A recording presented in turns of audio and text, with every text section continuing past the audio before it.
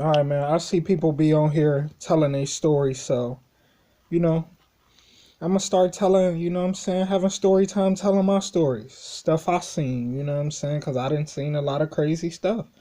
So, um, if I'm not mistaken, the story I'm gonna tell y'all about it happened.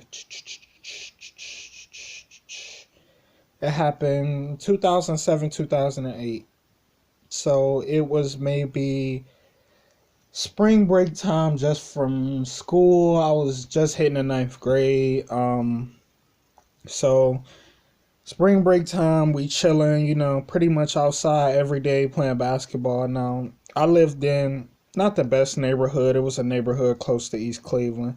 A lot of people familiar with East Cleveland, Ohio, but I mean, I lived close to there, so it was what it was. We seen shit that you didn't see on an everyday basis. But so one night, we're outside playing basketball. Now this was something normal for us, especially the people within all of a couple of streets of me, because it was only 2 or 3 people would pull out basketball hoops. So maybe this 7 or 8 o'clock going on, we all outside, basically having a hoop tournament, and I was the next team to get on. So I'm sitting there in my driveway talking on the phone, chopping it up, cupcaking. And then I see this black truck pull up. The truck hit the lights and they parked like dead smack in the middle of the street. So I'm like, I just look at them like, oh, okay, you know what I'm saying? Because usually around there, what we'll get is we'll have, you know what I'm saying, the older dudes that we know in the hood, they'll stop and park their car in the middle of the street and come shoot a couple of shots with us and talk some shit. So I played it, really paid it no attention. A big light skinned dude hop out the car. So, mind you, I'm still talking on the phone, sitting in the driveway. This all happened within 10 feet of me. He gets out the car and asks, who's Brandon? So, the dude Brandon, like me. Soon as he said me, dude that got out the truck hit him with a strong right hand. Man, when I tell you to cripple Brandon. So after he crippled Brandon, he hit him again and again with the same right hand. Brandon falls to the ground. So Brandon falls to the ground. Now, remind you, I done seen all of this. I'm right in front of all of it. Because him and my brothers in the middle of a basketball game when this dude got out the car to punch on Brandon. So it's like he just started punching Brandon. And once Brandon hit the ground, it's like he kept punching him. He probably hit him with the same right hand 52 times.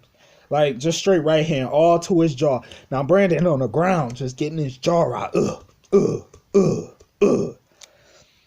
So then, my next door neighbors, because at this time, they was having a little get together.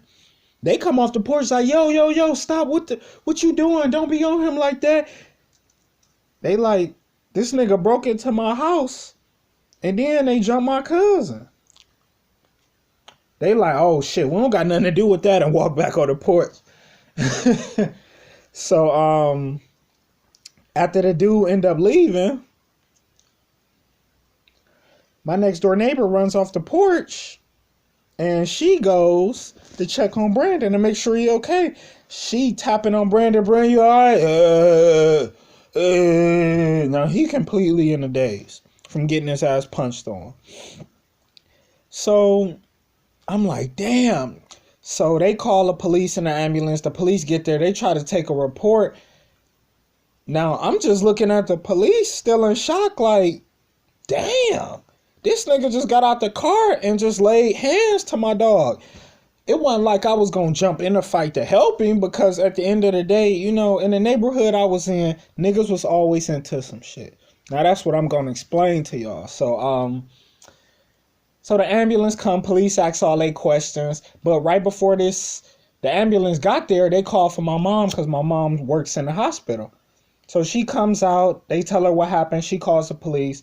Police come try to ask us questions, blase skip. So I get a weird call from this number at 3 o'clock in the morning. It's Brandon. I'm like, nigga, you good? Like, what's up? He like, yeah, bro, that was that one nigga. Remember I told you we jumped the one dude on the next street over? Now let me tell y'all what happened.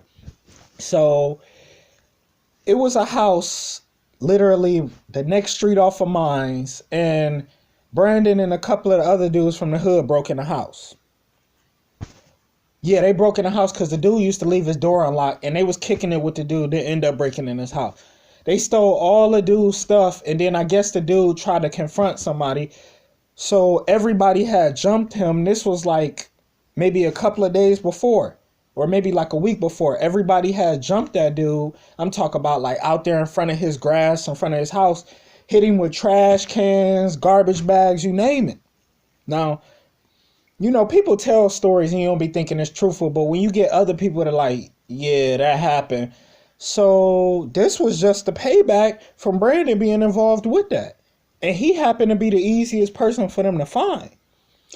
Man, when I tell y'all that day right there had told me, like, man, I'm never kicking it with this motherfucker Brandon ever again. This nigga doing shit he don't have no business with. Like, why are you into that? Like, I feel like the dudes from the hood kind of set him up into it. Like, they had him over there kicking it, and they was just gonna put it off on him type stuff. But yeah, that stuff, man, growing up over there, man, was crazy. It was like, and that's only one of many stories I done seen. So, I mean, if you like the story and whatnot, stuff like that, comment back. I'm gonna start giving y'all my stories because I done seen a lot of stuff. You know what I'm saying? And I feel like I should be able to share this with everybody. So comment back. Please subscribe to the page. Please subscribe to the page. Please subscribe to the page. It's gonna be more videos. Y'all have a good one, man. I'm out.